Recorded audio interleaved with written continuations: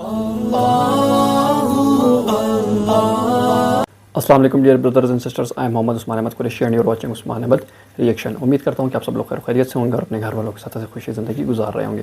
Brothers and sisters, आज की जो हमारी वीडियो वाक़या करबला का वो जो है हमने सीरीज शुरू की हुई है, दूसरा पार्ट तो मज़ीद टाइम से के बाद उसकी तरफ बढ़ते हैं। लेकिन उससे पहले अगर आप हमारे चैनल पर नए हैं और आपने अभी तक हमारे चैनल को सब्सक्राइब नहीं किया तो हमारे चैनल को सब्सक्राइब करें और साथ ही मौजूद नोटिफिकेशन बेल को भी ऑन करें ताकि हमारे आने वाली हर नई वीडियो का नोटिफिकेशन आप तक आसानी पहुंच सके। इसके अलावा अगर आपने हमें हमारे सोशल मीडिया हैंडल्स पर फॉलो नहीं किया तो आप उन पर भी फॉलो करें, लिंक आपको नीचे डिस्क्रिप्शन बॉक्स में मिल जाएगा। तो मज़ीद टाइम से के बगैर अपनी वीडियो की तरफ बढ़ते हैं।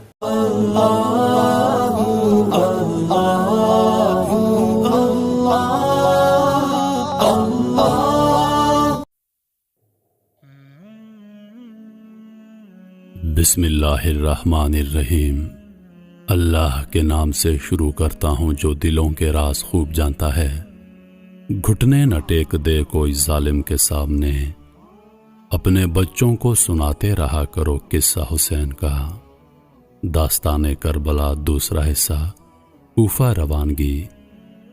दूसरे दिन ज़ोहर के वक्त अहले बैत का लुटा हुआ कारवां कूफे की आबादी में दाखिल हुआ। बाजारों में जगह जगह तमाशाइयों के ढेर लगे थे।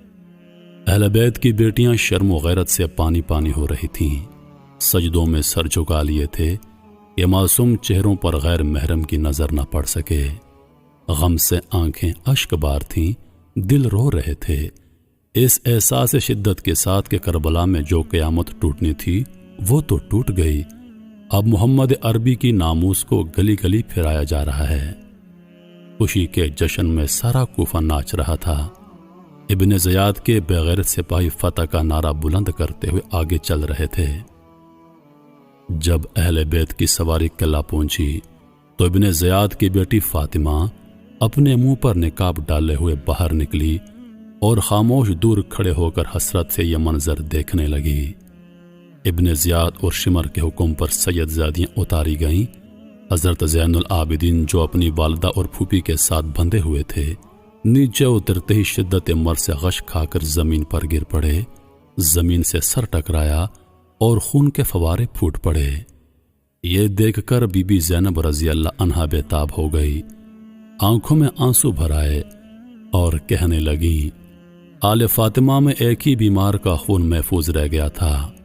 चलो अच्छा हुआ कूफे की जमीन पर यह कर्ज भी अदा हो गया। इब्ने ज़ियाद का दरबार निहायत उम्दगी से आरास्ता किया गया था। जहां वो अपनी फौज के सिपाहियों से करबला की जंग के वाक़यात सुन रहा था, हर कोई उसे अपने अंदाज में वाक़यात बयान कर रहा था। सामने एक तश्त में इमाम आली मुकाम का सर मुबारक रखा हुआ था। इब्ने ज़ियाद के हाथ में एक छड़ी थी जिससे वो बार बार हज़रत इमाम हुसैन रज़ी अल्लाह अन्हु के माथे के साथ गुस्ताखी करता था और कहता था, इसी मुंह से खिलाफत का दावा करता था, देख ले कुदरत का फैसला, हमारा सर बुलंद हुआ और इसको जिल्लत नसीब हुई। एक सहाबी रसूल उस वक्त दरबार में मौजूद थे। उनसे यह गुस्ताखी देखी ना गई। जोश व कीदत में चीख पड़े कहा, जालिम ये छड़ी हटा ले, निस्बत रसूल का एहतराम कर। मैंने बार बार रसूलुल्लाह सल्लल्लाहु अलैहि वसल्लम को इस चेहरे का बोसा लेते हुए देखा था। इब्ने ज़ियाद ने बेचैन होकर कहा, अगर तू साहबी रसूल ना होता तो मैं तेरा सर कलम कर देता। हज़रत इब्ने रकम ने जवाब दिया, इतना तुझे रसूलुल्लाह सल्लल्लाहु अलैहि वसल्लम की निस्बत का ख्याल होता तो उनके जिगर गोशों को कभी कत्ल ना करता। तुझे ज़रा गैरत न आई कि जिस रसूल का तू कलमा पढ़ता है उन्हीं की औलाद को कत्ल करवा दिया। उनकी नेक और पाक बेटियों को कैदी बनाकर गली गली फिरा रहा है। इब्ने ज़ियाद ये ज़लज़ला खेज जवाब सुनकर तिलमिला उठा, लेकिन खून का घोंट पीकर रह गया। असीरान हरम के साथ एक बोसीदा चादर में हज़रत ज़ैनब रज़ी अल्लाह अन्हा बैठी हुई थी। कनीज़ों ने उन्हें अपने झुरमट में ले लिया था। इब्ने ज़ियाद की नज़र उन पर पड़ी तो पूछा, ये औरत कौन है? कई बार पूछने पर एक कनीज़ ने जवाब दिया, ये ज़ैनब बिनते अली हैं।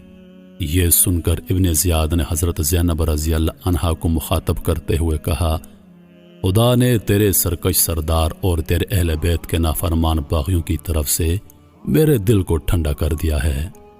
اس اذیتناک جملے کو سن کر حضرت زینب رضی اللہ عنہ اپنے آپ کو سنبھال نہ سکی اور بے اختیار رو دی۔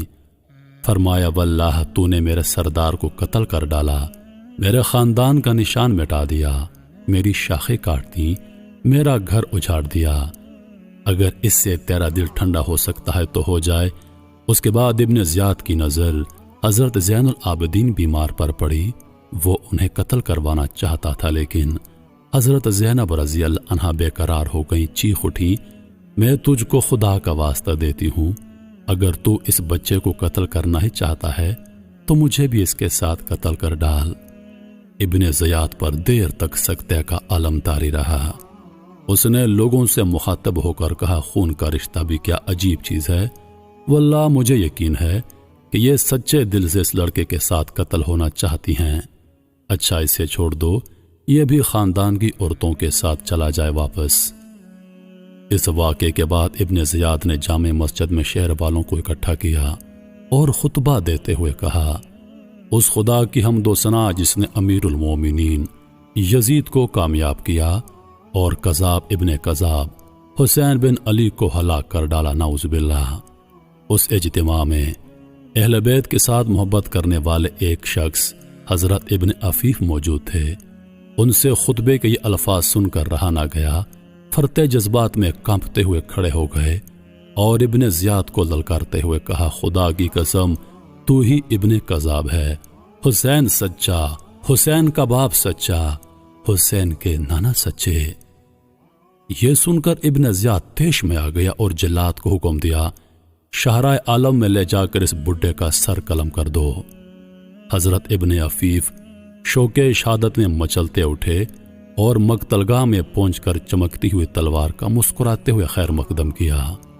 خون بہا لاش تڑپی اور پھر ٹھنڈی ہو گئی۔ کوثر کے ساحل پر جانثاروں کی تعداد میں ایک اور کا اضافہ ہو گیا۔ دوسرے دن ابن زیاد کا تاراج کاروان ابن سعد کی نگرانی میں دمشق روانہ ہو گیا۔ حضرت امام حسین رضی اللہ عنہ کا سر مبارک آگے آگے نیزے پر چل رہا تھا، پیچھے اہل بیت کے اونٹ تھے۔ ایسا محسوس ہوتا تھا کہ امام علی مقام اب بھی اپنے قافلے کی نگرانی فرما رہے ہیں۔ سفر کے دوران سر مبارک سے عجیب عجیب کرامات کا ظہور ہوا۔ کبھی کبھی سر مبارک کے گرد و نواح میں نور کی کرنیں محسوس ہوتی تھیں۔ جس آبادی سے یہ قافلہ گزرتا تھا ایک کوہرام برپا ہو جاتا۔ دمشق کا شہر نظر آتے ہی یزیدی فوج کے سردار خوشی سے ناچنے لگے۔ ہر کوئی فتح کی خوشخبری سنانے کے لیے بے قرار تھا۔ سب سے پہلے زہر بن قیس نے یزید کو فتح کی خبر سنائی۔ حسین ابن علی اپنے 18 اہل بیت اور 60 ساتھیوں کے ساتھ ہم تک پہنچے اور ہم نے چند گھنٹوں میں ان کا قلعہ کما کر دیا۔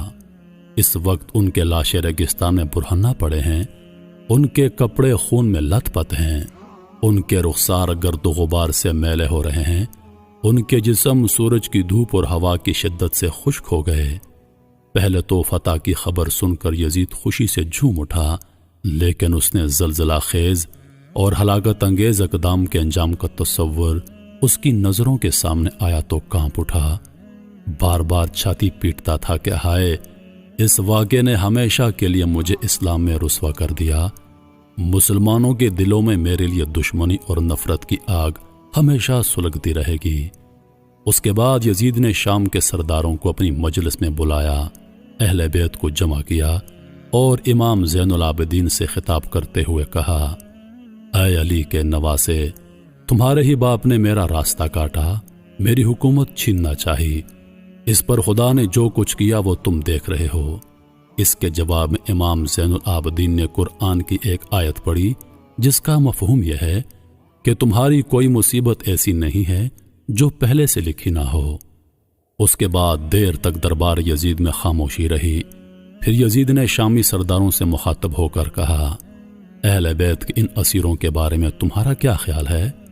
بعضوں نے نہایت سخت کلامی کے ساتھ بدسلوکی کا مشورہ دیا، مگر نعمان ابن شیر نے کہا، ان کے ساتھ وہی سلوک کرنا چاہیے جو رسول اللہ صلی اللہ علیہ وآلہ وسلم انہیں اس حال میں دیکھ کر کرتے۔ یزید نے یہ سن کر حکم دیا، ان سب کی رسیاں کھول دی جائیں اور انہیں شاہی محل میں پہنچا دیا جائے۔ یہ سن کر حضرت زینب رضی اللہ عنہا رو پڑی اور غمگین آواز سے کہا، تو اپنی حکومت میں ہم رسول زادیوں کو گلی گلی پھرا چکا، ہماری بے بسی کا تماشا اپنی عورتوں کو نہ دکھا، ہم خاک نشینوں کو کوئی ٹوٹی پھوٹی جگہ دے دے جہاں پر سر چھپا لیں۔ بالآخر یزید نے ان کے قیام کے لیے علیحدہ مکان کا انتظام کیا۔ امام عالی مقام کا سر مبارک یزید کے سامنے رکھا ہوا تھا اور بدبخت اپنے ہاتھ کی چھڑی کے ساتھ پیشانی مبارک کی گستاخی کر رہا تھا۔ صحابی رسول حضرت اسلمی رضی اللہ عنہ نے ڈانٹتے ہوئے کہا، ظالم، یہ بوساگائے رسول ہے، اس کا احترام تو کر۔ یزید یہ سن کر دل ملا گیا۔ صحابی رسول صلی اللہ علیہ وآلہ وسلم کے خلاف کچھ کرنے کی ہمت نہ ہو سکی۔ حضرت زینب رضی اللہ عنہا کی خواہش پر سر مبارک ان کے حوالے کر دیا گیا۔ وہ سامنے رکھ کر روتی رہتی، کبھی حضرت شہربانو رضی اللہ عنہا ان کو اپنی گود میں رکھتی، کبھی حضرت امام زین العابدین ان کو اپنی گود میں رکھتے اور کھو جاتے۔ ایک رات کا ذکر ہے، نصف رات گزر چکی تھی، سارے دمشق پر نیند کا سناٹا چھایا ہوا تھا۔ اہل بیت کے مصائب پرستاروں کی آنکھیں بھی بھر آئی تھیں۔ اچانک سادات کی قیام گاہ سے کسی عورت کا نالہ بلند ہوا، محل کی دیواریں ہل گئیں، دل کی آگ سے فضا میں چنگاریاں اڑنے لگیں۔ یزید دہشت سے کانپنے لگا۔ جا کر دیکھا تو حضرت زینب رضی اللہ عنہا بھائی کا سر گود میں لیے بلبلا رہی ہیں۔ درد و کرب کی ایک قیامت جاگ اٹھی اور اس درد انگیز نالے سے اس کے دل میں جو دہشت سمائی وہ اس کی آخری سانس تک نہ نکل سکی۔ اسے اندیشہ ہو گیا کہ کلیجہ توڑ دینے والی یہ فریاد دمشق کے در و دیوار سے ٹکرا گئی تو شاہی محل کی اینٹ سے اینٹ بچ جائے گی، کیونکہ دمشق کی مسجد میں حضرت امام زین العابدین نے جو خطبہ دیا تھا اس نے لوگوں کے دل دہلا دیے تھے اور ماحول میں اس کی اثر انگیزی اب تک باقی تھی۔ اگر تقریر کا سلسلہ کچھ دیر اور جاری رہتا اور یزید نے گھبرا کر اذان نہ دلوائی ہوتی تو اسی دن یزید کے شاہی اقتدار کی اینٹ سے اینٹ بچ جاتی اور اس کے خلاف عام بغاوت پھیل جاتی۔ اس لیے دوسرے ہی دن نعمان ابن بشیر کی سرکردگی میں 30 سواروں کے اہل بیت کا یہ تاراج کاروان اس نے مدینے کی طرف روانہ کر دیا۔ ہزار کوشش کی کہ کربلا کی یہ دیکھتی ہوئی چنگاری کسی طرح ٹھنڈی ہو جائے، لیکن جو آگ بہروبر میں لگ چکی تھی اس کا سرد ہونا ناممکن تھا۔ صبح کی نماز کے بعد اہل بیت کا یہ لٹا ہوا قافلہ مدینے کی طرف روانہ ہو گیا۔ حضرت نعمان ابن بشیر بہت رقیق القلب اور اہل بیت سے محبت کرنے والے تھے۔ دمشق کی آبادی سے جو ہی قافلہ باہر نکلا، حضرت نعمان امام زین العابدین کی خدمت میں حاضر ہوئے اور دست بدستہ عرض کیا، یہ نیازمند حکم کا غلام ہے، جہاں جی چاہے تشریف لے جائیے، میری تکلیف کا کچھ خیال مت کیجیے، جہاں آپ کا حکم ہوگا پڑاؤ کروں گا، جہاں فرمائیے گا میں کوچ کر لوں گا۔ کچھ لوگوں کا کہنا ہے حضرت امام زین العابدین وہیں سے کربلا واپس ہو گئے اور شہدائے اہل بیت کو دفن کیا۔ کچھ لوگ کہتے ہیں کہ کربلا کے آس پاس کی آبادیوں کو جب خبر ہوئی تو وہ چیختے ہوئے آئے اور شہیدوں کی تجہیز و تکفین کا فرض انجام دیا۔ حضرت امام حسین رضی اللہ عنہ کا سر مبارک اب نیزے پر نہیں تھا۔ حضرت زینب رضی اللہ عنہا، حضرت شہربانو رضی اللہ عنہا اور حضرت امام زین العابدین کی گود میں تھا۔ پہاڑوں، صحراؤں اور ریگستانوں کو عبور کرتا ہوا قافلہ مدینے کی طرف بڑھتا رہا۔ منزلیں بدلتی رہیں اور سینے کے جذبات مچلتے رہے، یہاں تک کہ کئی دنوں کی مسافت کے بعد اب حجاز کی سرحد شروع ہو گئی۔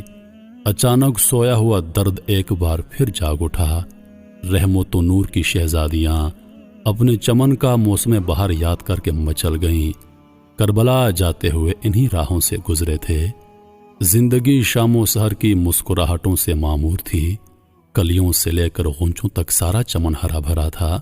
ذرا چہرہ اداس ہوا، چارہ گروں کا ہجوم لگ گیا، پلکوں پہ ننھا سا قطرہ چمکا اور پیار کے ساگر میں طوفان امڑنے لگا۔ اب اسی راہ سے لوٹ رہے ہیں تو قدموں کے نیچے کانٹوں کی برچھیاں کھڑی ہیں۔ تڑپ تڑپ کر قیامت بھی سر اٹھا لیں تو کوئی تسکین دینے والا نہیں۔ خیمہ اجڑا پڑا ہے، قافلہ ویران ہو چکا ہے، شہزادوں اور رانیوں کی جگہ اب آشفتہ حال یتیموں اور بیواؤں کی جماعت ہے، جس کے سر پر اب صرف آسمان کا سایہ ہے۔ مدینے کی مسافت گھٹتے گھٹتے اب چند منزل رہ گئی، ابھی سے پہاڑوں کا جگر کانپ رہا ہے، زمین کی چھاتی دہل رہی ہے، قیامت کو پسینہ آ رہا ہے کہ کربلا کے فریادی مالک کونین کے پاس جا رہے ہیں۔ قافلے میں حسین نہیں ہیں، ان کا کٹا ہوا سر چل رہا ہے۔ بغیر دھڑ کا حسین جب اپنے نانا کی تربت پر حاضر کیا جائے گا تو خاکدان گیتی کا انجام دیکھنے کے لیے کس کے ہوش سلامت رہ جائیں گے۔ پردیس میں کربلا کے مسافروں کی آج آخری رات تھی، نہایت بے قراری میں کٹی، انگاروں پر کروٹ بدلتے رہے، صبح سویرے ہی کوچ کے لیے تیار ہو گئے۔ نعمان ابن بشیر آگے چل رہے تھے، ان کے پیچھے اہل بیت کی سواریاں تھیں، سب سے آخر میں 30 محافظ سپاہیوں کا دستہ تھا۔ دوپہر کے بعد مدینہ کی سرحد شروع ہو گئی، اب فریادیوں کا حال بدلنے لگا، سینے کی آگ تیز ہونے لگی۔ جیسے جیسے مدینہ قریب آتا جاتا رہا، جذبات کے سمندر میں طوفان کا تلاطم بڑھتا رہا۔ کچھ دیر چلنے کے بعد اب پہاڑیاں نظر آنے لگیں، کھجوروں کی قطار اور سبزہ زاروں کا سلسلہ شروع ہو گیا۔ جو ہی مدینے کی آبادی چمکی، صبر و شکیب کا پیمانہ چھلک اٹھا، کلیجہ توڑ کر آہوں کا دھواں نکلا اور ساری فضا پر چھا گیا۔ ارمانوں کا گہوارہ دیکھ کر دل کی چوٹ ابھر آئی۔ حضرت زینب رضی اللہ عنہا، حضرت شہربانو رضی اللہ عنہا اور حضرت زین العابدین بیمار ابلتے ہوئے جذبات کی تاب نہ لا سکے۔ اہل حرم کے دردناک نالوں سے زمین کانپنے لگی، پتھروں کا کلیجہ پھٹ گیا۔ ایک سوار نے بجلی کی طرح سارے مدینے میں خبر اڑا دی کہ کربلا سے نبی زادوں کا لوٹا ہوا قافلہ آ رہا ہے، شہزادہ رسول کا کٹا ہوا سر بھی ان کے ساتھ ہے۔ یہ خبر سنتے ہی ہر طرف کوہرام مچ گیا، قیامت سے پہلے قیامت آ گئی۔ غم اور جذبہ بے خودی میں اہل مدینہ باہر نکل آئے۔ جیسے ہی آمنا سامنا ہوا، نگاہیں چار ہوئیں، دونوں طرف شور و غم کی قیامت ٹوٹ پڑی۔ آہ و فغاں کے شور سے مدینے کا آسمان دہل گیا۔ حضرت امام حسین کا کٹا ہوا سر دیکھ کر لوگ بے قابو ہو گئے، دھاڑے مار مار کر رونے لگے، ہر گھر میں صفے ماتم بچھ گئی۔ حضرت زینب رضی اللہ عنہا فریاد کرتی مدینہ میں داخل ہو گئیں، نانا جان اٹھئے، آپ کا سارا کنبہ لٹ گیا، آپ کے لاڈلے شہید ہو گئے، آپ کے بعد آپ کی امت نے ہمارا سہاگن چھین لیا، بیابودانہ آپ کے بچوں کو تڑپا تڑپا کے مارا، آپ کا لاڈلہ حسین آپ کے نام کی دہائی دیتا ہوا دنیا سے چل بسا، کربلا کے میدان میں ہمارے جگر کے ٹکڑے ہماری نگاہوں کے سامنے ذبح کیے گئے، آپ کے پیار کا سینچا ہوا چمن تاراج ہو گیا۔ نانا جان، نانا جان، یہ حسین کا کٹا ہوا سر لیجئے، آپ کے انتظار میں اس کی آنکھیں اب تک کھلی ہیں، ذرا مرکز سے نکل کر اپنی آشفتہ نصیب بیٹیوں کا دردناک حال دیکھیے۔ حضرت زینب رضی اللہ عنہا کی اس پکار سے سننے والوں کے کلیجے پھٹ گئے۔ ام المومنین حضرت ام سلمہ، حضرت عبداللہ ابن عباس، حضرت ابن عمر، حضرت عبداللہ ابن جعفر طیار اور حضرت عبداللہ ابن زبیر رضی اللہ عنہ کی رکت انگیز کیفیت تاب سے باہر تھی۔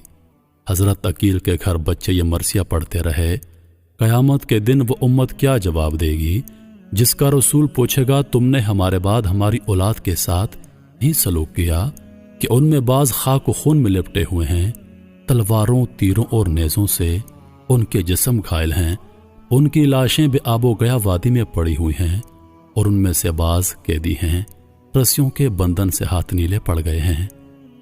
حضرت صغرا زمین پر گر پڑی، بار بار اپنی والدہ اور پھوپھی سے لپٹ لپٹ کر پوچھتی، ہمارے بابا جان کہاں ہیں؟ ہمارے ننھے علی اصغر کو کہاں چھوڑا ہے؟ بابا جان وعدہ کر کے گئے تھے کہ جلدی لوٹیں گے، جس طرح ہو ان کو منا کر لائیے۔ اپنے امام کا کٹا ہوا سر لیے اہل بیت کا یہ قافلہ جب روضہ رسول پر حاضر ہوا، ہوائیں رک گئی، گردش وقت ٹھہر گئی، بہتے ہوئے دھارے تھم گئے، آسمانوں میں ہلچل مچ گئی، پوری کائنات دم بخود تھی کہ کہیں آج قیامت نہ آ جائے۔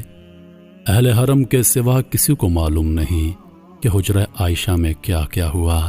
کربلا کے فریادی اپنے نانا جان کی تربت سے کس طرح واپس لوٹے۔ پروردہ ناز کا سر مرکد انور کے باہر تھا۔ تاریخ صرف اتنا بتاتی ہے کہ حضرت زینب رضی اللہ عنہا نے بلک بلک کر کربلا کی داستان زلزلہ خیز سنائی۔ شہر بانو نے کہا خاندان رسالت کی بیوہ اپنا سب کچھ لوٹا کر حاضر ہے۔ امام زین العابدین نے عرض کیا یتیمی کا داغ لیے حسین کی آخری نشانی ایک بیمار نیم جان شفقت و کرم اور صبر و ضبط کی بھیک مانگتا ہے۔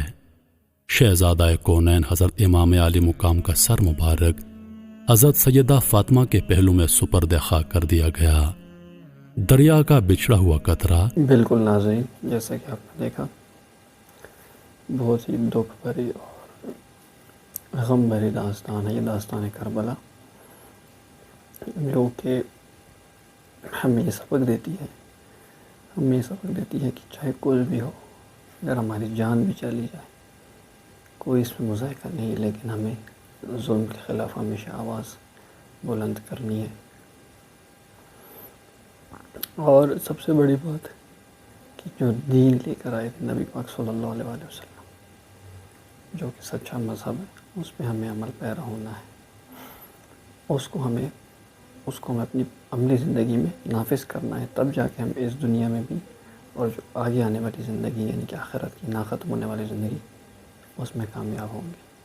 اور واقعہ کربلا سے ہمیں یہی سبق ملتا ہے کہ اس میں جو ہمارے ساتھ اس میں جو ہوئی گئی ہیں یعنی کہ غلطیاں ہوئی ہیں، یا اس میں جو ہم نے وہ معاملات جو ہم نے داستان دیکھی ہے سنی ہے واقعہ کربلا کا، تو اس میں یہ کہ ہمیں اپنے آپ کو ان چیزوں سے بچانا چاہیے جس میں ہمارے اندر آپسی اختلافات یا لڑائیاں پیدا ہوں، یعنی کہ مسلمانوں کے درمیان۔ تو بہت جلد انشاءاللہ آپ سے ملاقات ہوگی اس ویڈیو کے تیسرے پارٹ میں۔ تب تک کہ اپنا خیال رکھیں، ویڈیو پسند آئی ہو تو لائک اور شیئر کرنا نہ بھولیں، اور اپنی قیمتی رائے کا اظہار لازمی کریں۔ بہت جلد انشاءاللہ آپ سے ملاقات ہوگی، تب تک کے لیے السلام علیکم ورحمۃ اللہ وبرکاتہ۔